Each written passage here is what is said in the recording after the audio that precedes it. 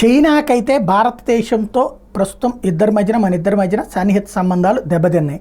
కాకపోతే అలాగని శత్రువులుగా కొట్లాడుకోవట్లేదు. కానీ తెర వెనక కుట్రలు చైనా చేస్తుంటుంది, మనము దానికి అక్కడికక్కడే రిట్రాక్ట్ ఇస్తూ ఉంటాం. అదే సందర్భంలో మిగతాది బాధ్యతాయుతమైనటువంటి ఫార్ములాస్ బాధ్యతాయుతంగా నడుస్తుంది. వాళ్ళ విదేశాంగ మంత్రి మాట్లాడతారు, మన విదేశాంగ మంత్రి మాట్లాడతారు, వాళ్ళ రక్షణ మంత్రి మాట్లాడతారు, మన రక్షణ మంత్రి మాట్లాడతారు. అంటే సంబంధాలు చెడిపోలేదు, సంబంధాలలో ఒకళ్ళనొకళ్ళు అనుమానపు దృక్కులతో చూసుకున్నాం.